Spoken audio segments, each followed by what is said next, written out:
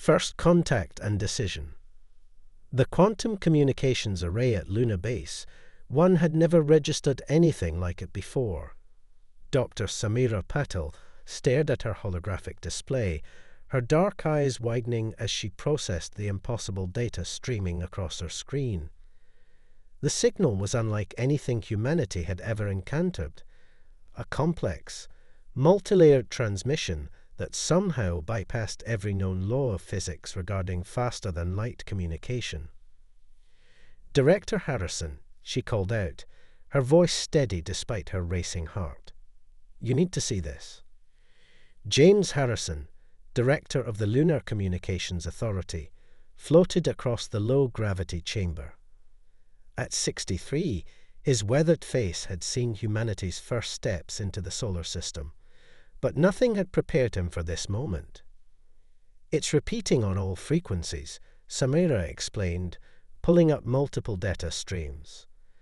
"The pattern is definitely artificial, and it's coming from everywhere at once." Harrison's face paled. "Get me Admiral Santos, now." Within hours, Admiral Isabella Santos stood before the United Earth Council in Geneva, her dress uniform pristine, her silver hair pulled back in a tight bun. At 58, she had earned her position as commander of the United Earth Defense Fleet through decades of service, starting with the Mars colonial conflicts and ending with the Jupiter crisis. But this was different. "Distinguished members of the Council," she began, her voice carrying across the chamber. "At 300 hours universal time, we received what can only be described as a distress call from an advanced alien civilization known as the Concordiate Alliance. They are at war with an aggressive force called the Hegemony, and they are losing." The chamber erupted in chaos. Santos waited patiently for order to be restored before continuing. The transmission included technical specifications proving their claims, as well as coordinates for a diplomatic meeting in neutral space. They are requesting Earth's assistance in their fight against the Hegemony. Councillor Zhao stood, his face stern. "Admiral, you're suggesting we involve ourselves in an alien war when we've barely established colonies on Mars and Europa. This is madness." "With all due respect, Councillor," Santos countered, "the Hegemony's expansion pattern suggests Earth will be targeted within the decade, whether we choose to fight now or not. The Concordiate is offering us advanced technology and alliance with multiple spacefaring races. We need them as much as they need us." The debate raged for days. Earth's various factions argued about resources, risks, and readiness. Santos spent countless hours in classified briefings, explaining the military implications and the potential benefits of alien technology. But it was the attack on Ganymede that finally forced their hand. The Hegemony strike came without warning. A small fleet of crystalline ships appeared near Jupiter's largest moon, their weapons reducing the research station to atoms in seconds. 3,000 colonists died before the United Earth Fleet could respond.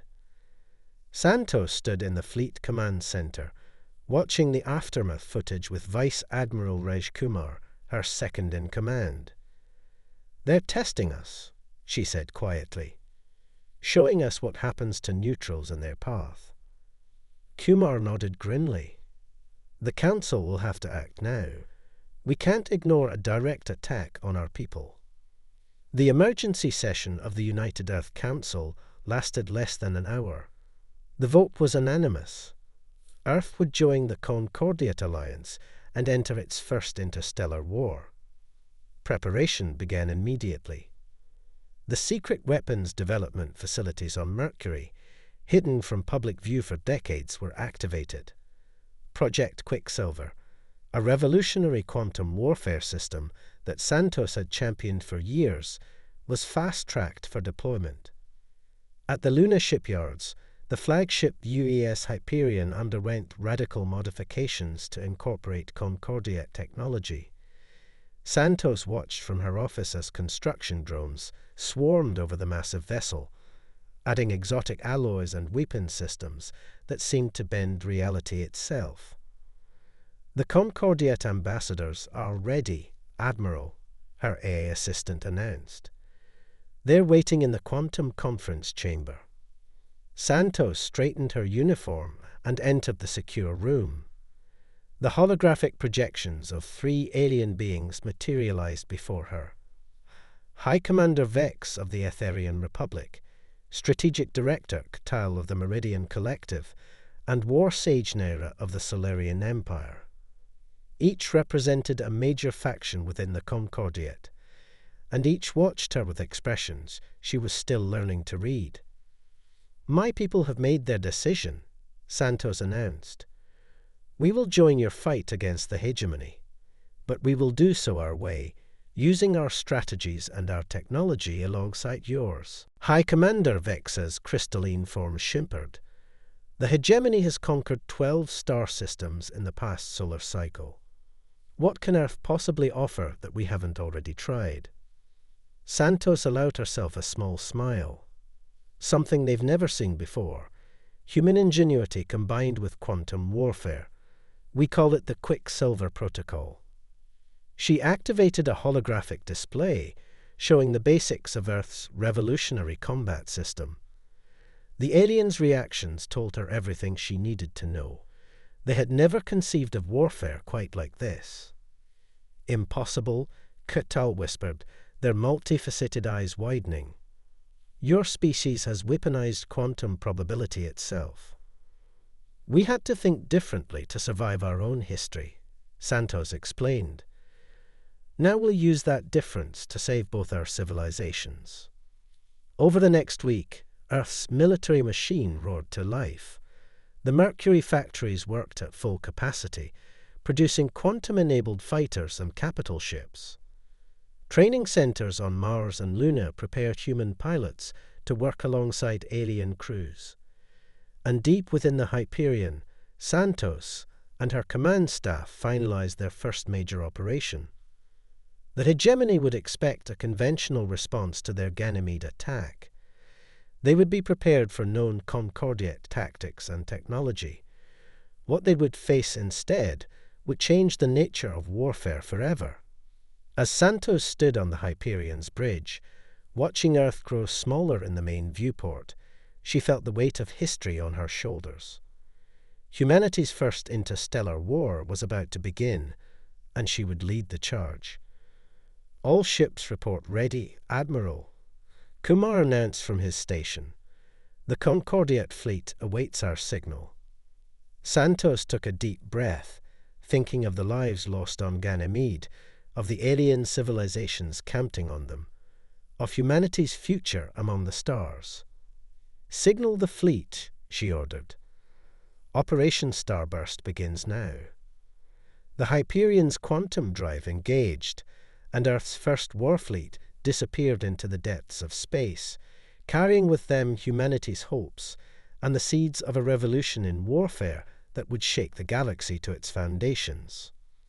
Operation Starburst. The hegemony defense fleet over Proxima Centauri never saw it coming.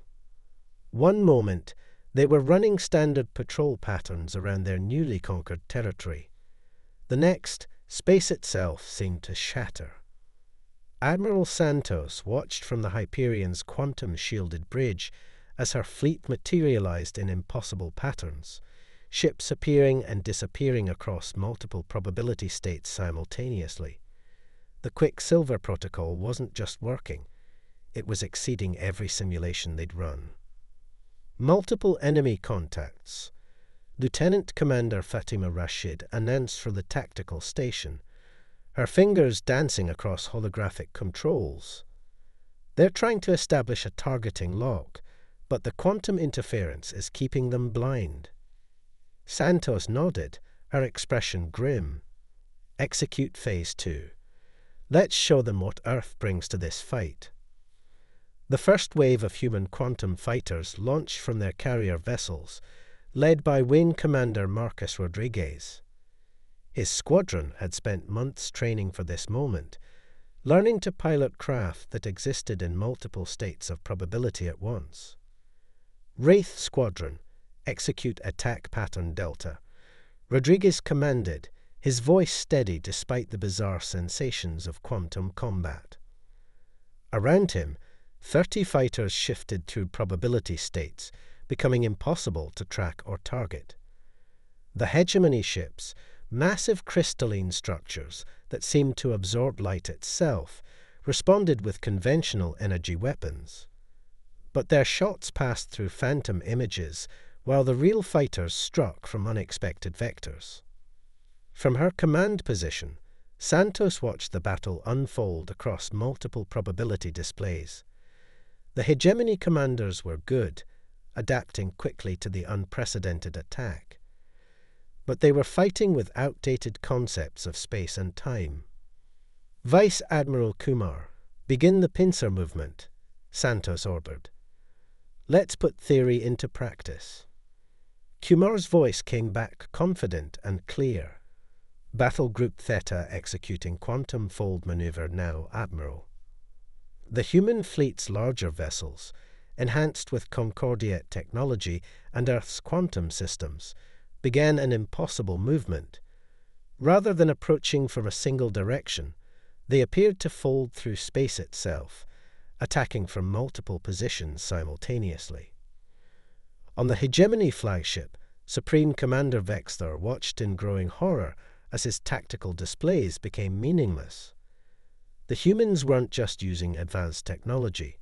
They were breaking the fundamental rules of warfare itself. Impossible, he hissed through crystalline teeth. No species has ever weaponized quantum uncertainty at this scale. His tactical officer, a being of pure energy contained within a crystalline matrix, reported with growing panic.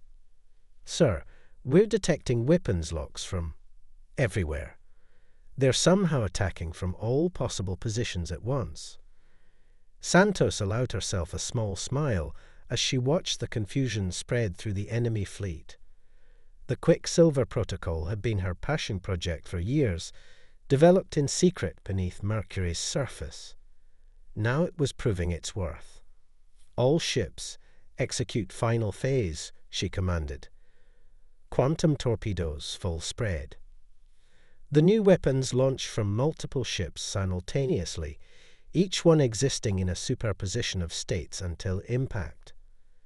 The hegemony's advanced shields, designed to stop conventional energy weapons, proved useless against attacks that technically existed everywhere and nowhere at once.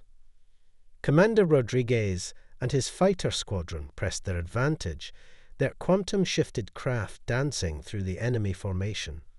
"This is Wraith Leader," he reported, excitement bleeding through his professional tone.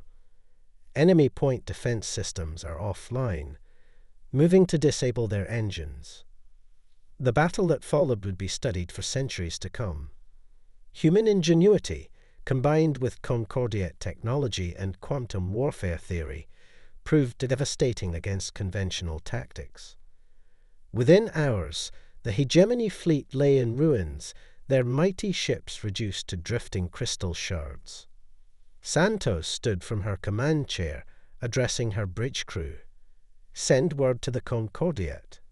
Proxima Centauri is secure. Operation Starburst is a success." The celebration that followed was cut short by an urgent transmission from Earth. Director Harrison's hologram appeared on the bridge, his face grave. "Admiral, we're detecting massive hegemony fleet movements. They're mobilizing everything they have. The attack on their Proxima fleet. They're taking it personally." Santos had expected this. The Quicksilver Protocol had proven more effective than even she had hoped, but she knew that hegemony wouldn't take such a defeat lightly. "How many ships?" "Thousands," Harrison replied. "More than we've ever seen them commit to a single campaign. And Admiral, they're headed straight for Sol." Vice Admiral Kumar stepped forward, his dark eyes meeting Santos's. "They'll try to destroy Earth before we can share the Quicksilver Protocol with the rest of the Concordiate." Santos nodded, already formulating plans. Contact our alien allies. We're going to need every ship we can get. And send word to Mercury base. Tell them to begin production on Phase 2 of the protocol. Phase 2? Kumar asked, surprised. But it's untested. The quantum interactions alone could. Could be exactly what we need, Santos finished. The hegemony thinks they've seen everything we can do. They have no idea what humanity is truly capable of. As her orders were relayed, Santos walked to the Hyperion's main viewport, watching the crystalline debris of the hegemony fleet drift against the backdrop of Proxima Centauri. They had won their first major battle, but the real war was just beginning. In the ship's quantum lab, Dr. Samira Patel worked frantically with her team, analyzing data from the battle. The Quicksilver protocol had performed beyond expectations, but the energy readings they were getting were unlike anything they'd predicted. "Admiral," she called over the comm, "you need to see this. The quantum field interactions during the battle, they didn't just disable the enemy ships. They changed them somehow. The crystalline structure of their hulls, it's evolving." Santos felt a chill run down her spine. They had created something more than a weapon. They had stumbled upon a force that could reshape reality itself. The question was, could they control it? As the fleet prepared for their return to Sol, Santos received another transmission, this time from War Sage Nera of the Solarian Empire. The alien's ethereal form shimmered with barely contained excitement. "Admiral Santos," Nera began, "what your forces have accomplished. It changes everything. The hegemony has never been defeated so thoroughly. But their response will be brutal. They cannot allow your species to survive, not with this power." "We know," Santos replied calmly. "That's why we're counting on our allies to stand with us. The hegemony thinks they can destroy Earth before we share our technology. They don't realize that you've already begun," Nera finished. "My ships are already en route to your system. The Meridian Collective and the Etherian Republic have pledged their full support as well. This will be the largest fleet action in galactic history." Santos ended the transmission and turned to her crew. "Set course for Earth.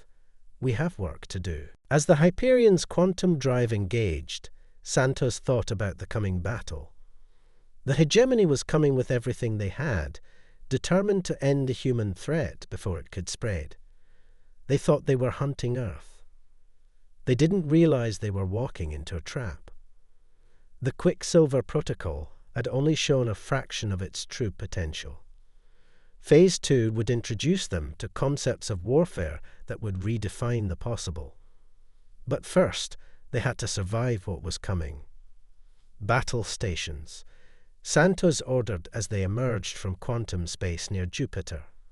And begin transmission of Defense Plan Omega to all Earth forces. The real test begins now. The largest battle in human history was about to begin, and Isabella Santos intended to be ready for it. The counter-strike. The Sol System's early warning network lit up like a supernova.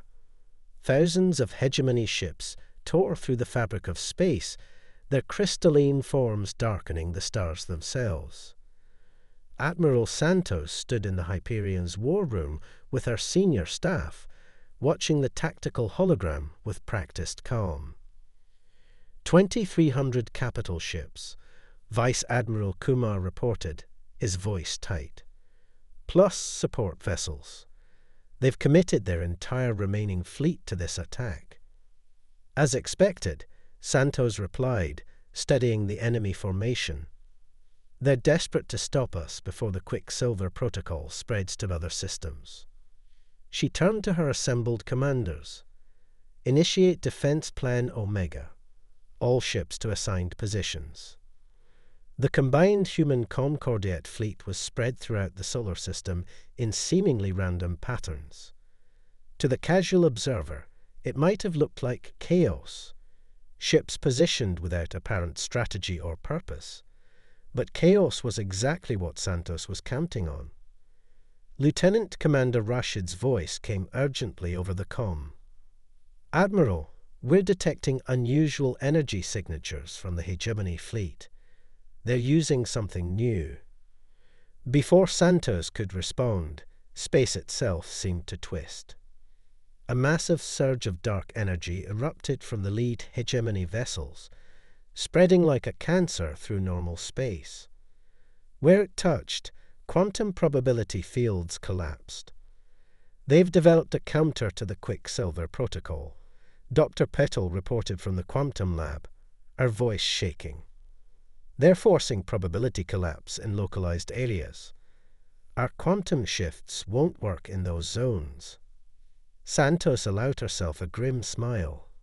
"No, they haven't countered it. They've walked right into our trap. Execute Phase 2. Across the solar system, hidden quantum generators activated. The seemingly random positioning of the Allied fleet suddenly made sense. They were nodes in a vast, system-wide quantum web. As the Hegemony's dark energy weapon spread, it interacted with the quantum field in unexpected ways. "Energy spike," Rashid called out. "The quantum web it's feeding on their weapon." Santos nodded. "They thought they could collapse quantum probability. Instead, they've given us exactly what we need to power Phase 2. All ships, prepare for systemic quantum cascade." The battle that followed defied conventional physics. The human fleet, augmented by Concordiat technology and powered by the Hegemony's own weapon, began to operate on levels of quantum uncertainty never before achieved. Ships didn't just shift between probabilities, they rewrote them. Wing Commander Rodriguez led his fighters through the chaos, their quantum-enhanced systems allowing them to perceive and operate in multiple dimensions simultaneously. "Wraith Squadron, form up on me," he ordered. "Target their command ships. Don't let them coordinate their response." But amid the carefully orchestrated defense, something went wrong. A section of the quantum web suddenly collapsed, leaving a gap in the defensive line near Saturn. Santos watched in horror as Hegemony ships poured through the breach. "That's impossible," Kumar said, checking the readings. "Those generators were triple redundant. The only way they could have failed is—" "Sabotage," Santos finished grimly. "We have a traitor." The battle split into two fronts, the main engagement where the quantum web was still functioning, and a desperate holding action near Saturn. Santos had to make a choice: maintain the planned defense or respond to the unexpected threat. "Vice Admiral Kumar, you have command of the main battle line," she ordered. "The Hyperion will deal with our Saturn problem and our traitor." As the flagship broke formation, Santos received an emergency transmission from Europa Base. The hologram of Commander Jenna Walsh appeared, her face streaked with blood. "Admiral, we're under attack." They came from inside the base. "It's Colonel Reynolds. He's working with the Hegemony." The pieces fell into place. Colonel Thomas Reynolds, head of quantum security, had access to all the defense protocols. He'd been acting strangely since the Proxima victory, but Santos had attributed it to stress. "Can you hold them off?" Santos asked, already knowing the answer. Walsh's image flickered. "Not for long. They're trying to access the quantum core. If they succeed, they'll have everything," Santos finished. "The complete Quicksilver Protocol. All our research." She turned to her tactical officer. "How long until we reach Europa?" 20 minutes at maximum quantum drive." "Europa Base won't last 5. Kumar noted grimly. Santos studied the tactical display, watching as the battle raged across the solar system. Everything they'd worked for, everything they'd sacrificed, balanced on a knife's edge. Then she saw it. A possibility so dangerous it had been classified as hypothetical. "Dr. Petal," she called over the comm. "Remember our discussion about quantum entanglement at planetary scales?" There was a long pause. "Admiral, you can't be serious. The calculations alone would." "Can you do it?" Another pause. "Yes, but we'd be risking the entire moon if anything goes wrong." "Better the moon than Earth," Santos decided. "Do it." The next 3 minutes were a blur of activity as Dr. Petal's team worked to attempt something never before tried, creating a quantum entanglement field around an entire planetary body. The Hyperion's engines strained as they channeled power into the experimental system. At Europa Base, Commander Walsh and her surviving security team barricaded themselves in the main quantum lab. Through the reinforced doors, they could hear the sound of Reynolds' forces trying to break through. "Whatever you're going to do, Admiral," Walsh transmitted, "do it fast." The doors began to glow red from weapons fire. Reynolds' voice carried through. "It's over, Walsh. The hegemony is inevitable. Humanity's only chance is to submit." At that moment, Europa began to shift. Not physically, but quantum mechanically. The entire moon, along with everything on it, entered a state of quantum superposition. To an outside observer, it appeared to exist in multiple states simultaneously. The effect on those inside was devastating. Unprotected by the Hyperion's quantum shields, Reynolds and his confederates found themselves existing across multiple probability states at once. Their bodies, their minds, their very existence became uncertain. Commander Walsh, protected by the quantum lab's shielding, watched in horror as her attackers literally fell apart, their physical forms unable to maintain coherence across multiple quantum states. The hegemony ships near Saturn suddenly found themselves without guidance from their human allies. In the confusion, the combined Concordiat human fleet closed the gap, trapping them between concentrated fire and the quantum anomalies still rippling through space. "Europa is secure," Walsh reported, her voice shaking. "Reynolds and his team, they're gone. Just gone."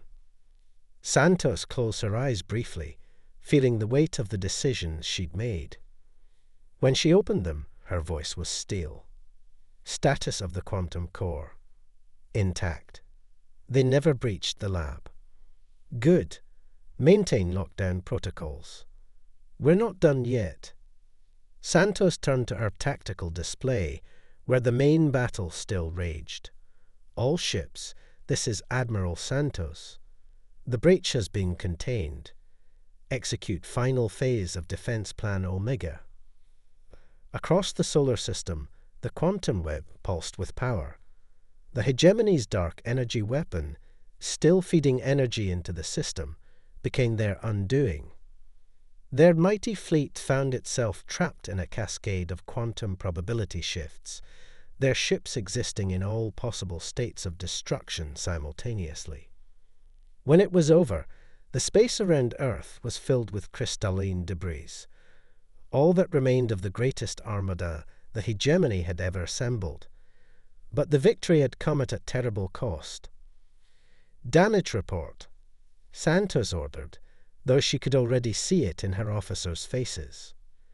"Europa's quantum state is stabilizing," Dr. Petal reported. "But the moon's surface has been permanently altered.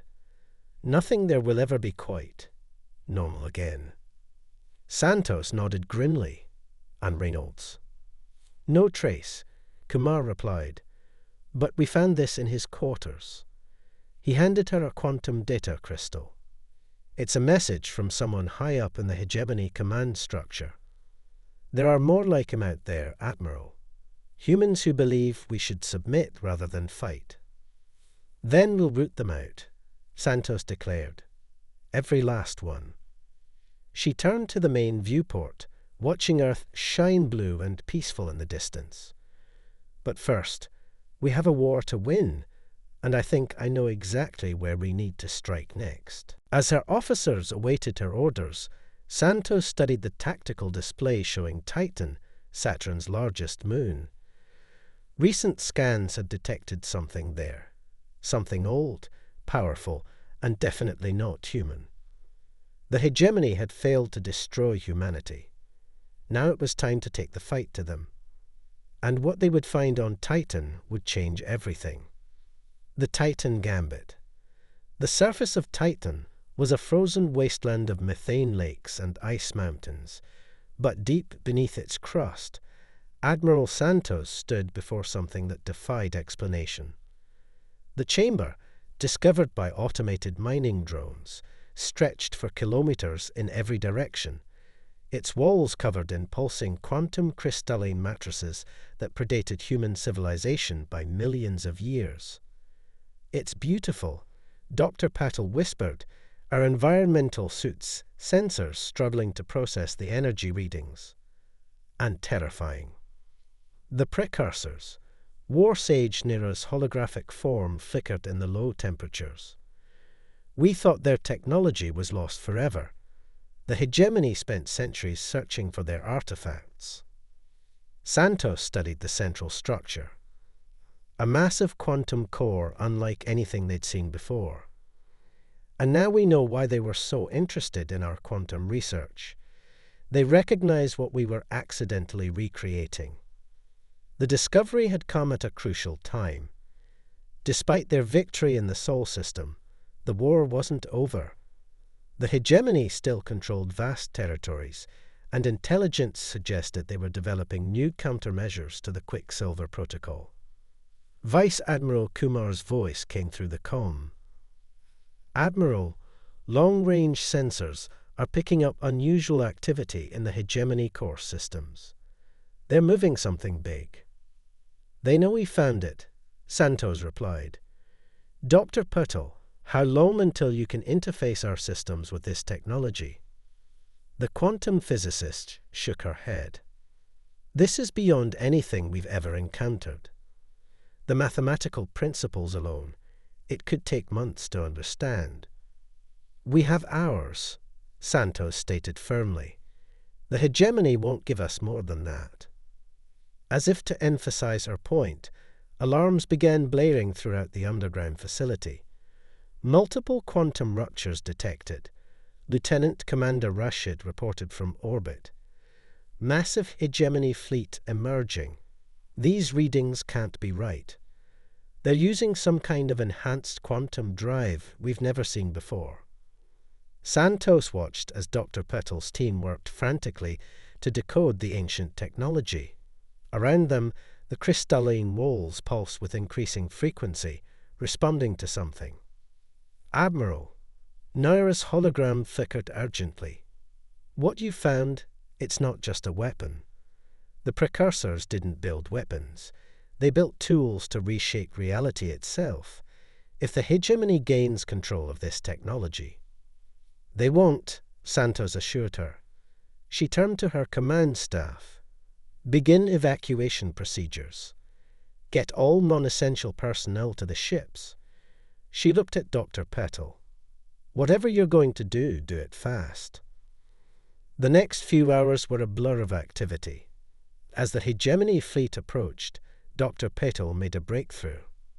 "The matrices," she explained, her voice excited despite the situation.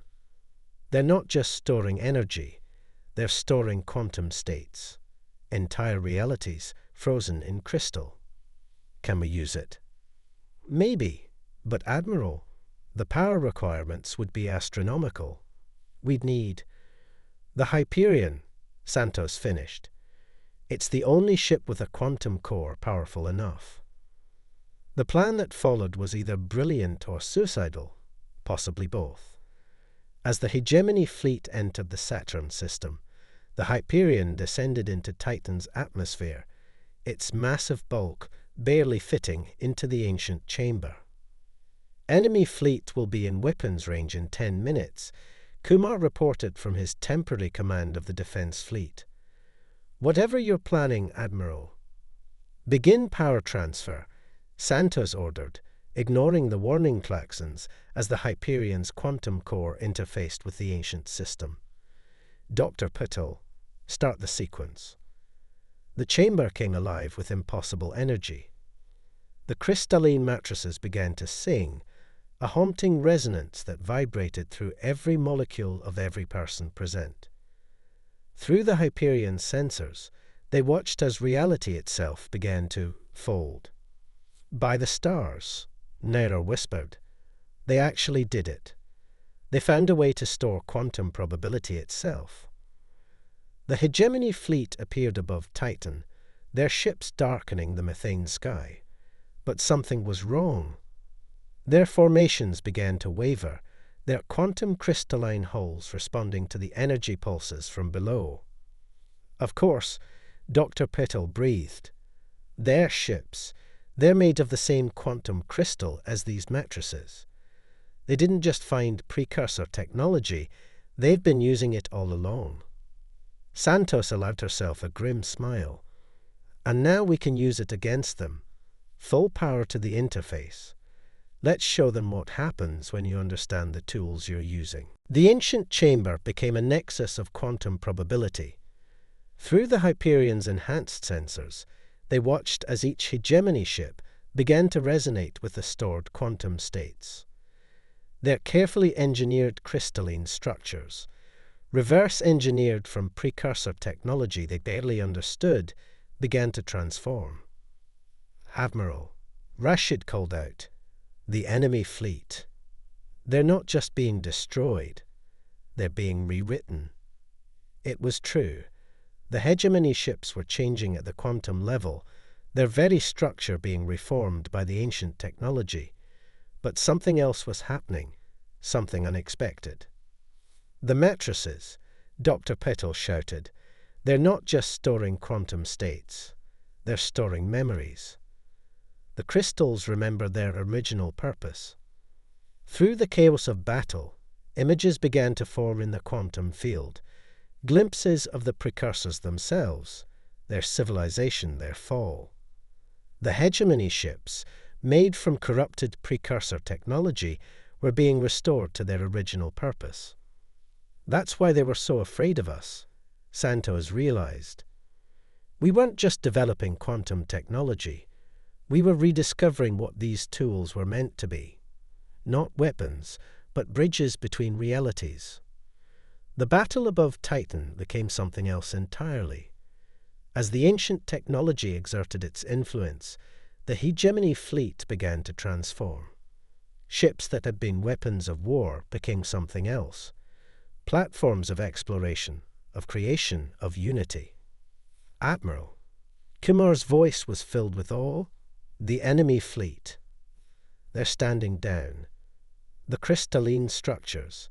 They're rejecting their military configurations." Santos watched as the impossible unfolded before her.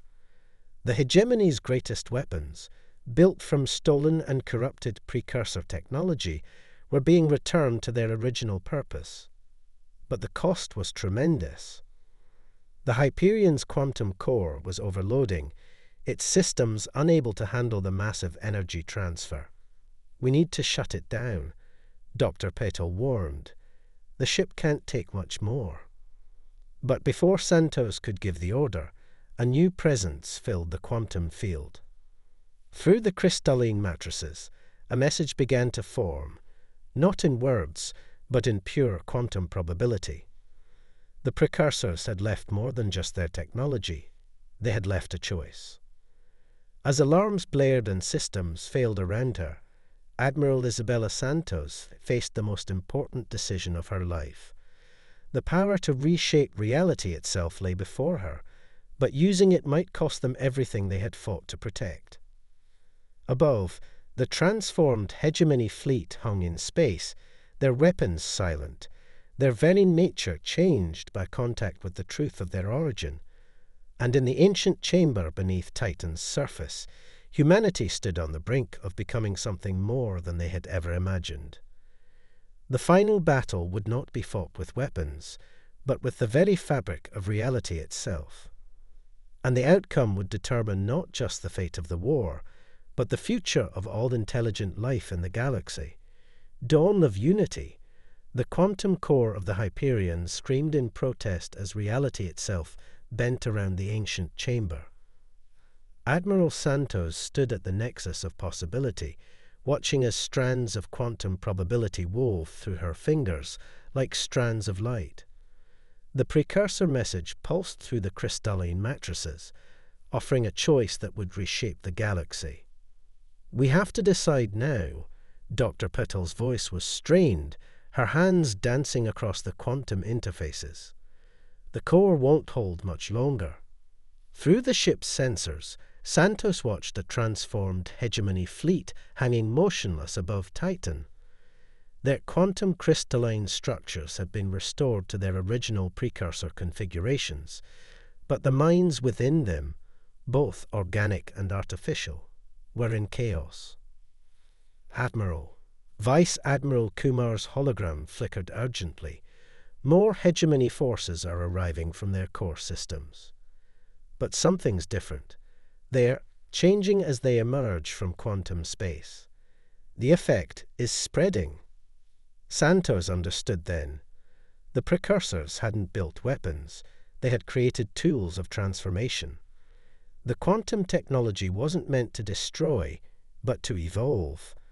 The hegemony had corrupted it into weapons of war, but its true purpose was finally reasserting itself. "Dr. Patel," Santos called out, her decision made: initiate full quantum resonance. Let's give the precursors what they were waiting for. The scientist's eyes widened. "Admiral, if we do this, there's no going back. We'll be changing the fundamental nature of space-time in this region. We don't know what that will mean for us, or Earth, or everything. We know what it means if we don't," Santos replied, thinking of the endless cycle of war that had gripped the galaxy.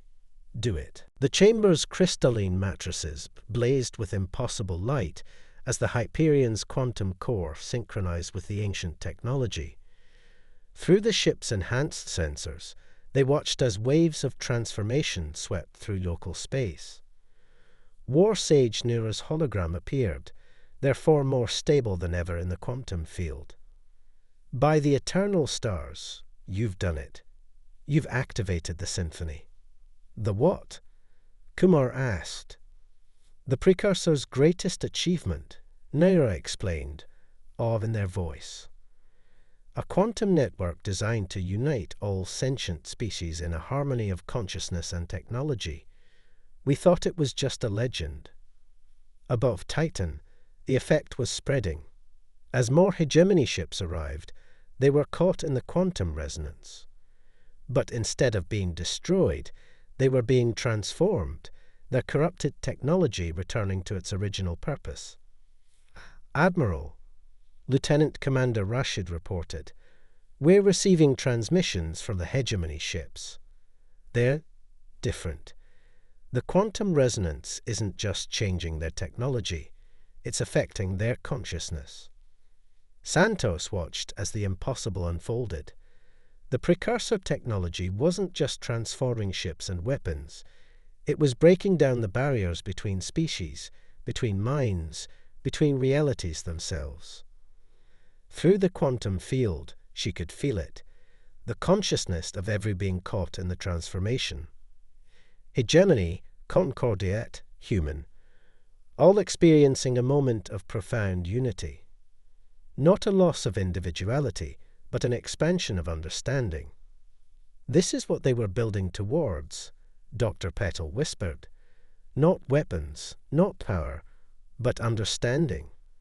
True, quantum-level comprehension between all sentient beings." The Hyperion systems were approaching critical levels, but it didn't matter anymore.